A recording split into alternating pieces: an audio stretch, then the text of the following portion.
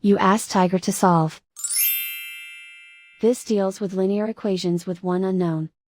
The final result is x equals 7. Let's solve it step by step.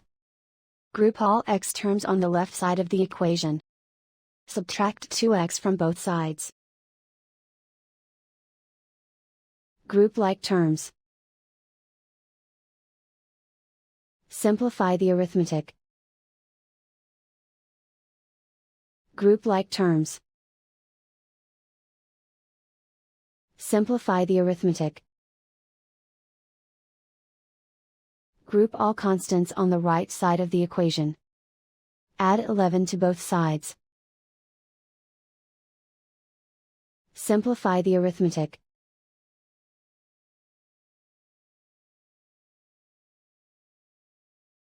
Isolate the x. Divide both sides by 3. Simplify the fraction. Find the greatest common factor of the numerator and denominator. Factor out and cancel the greatest common factor. And so the final result is x equals 7.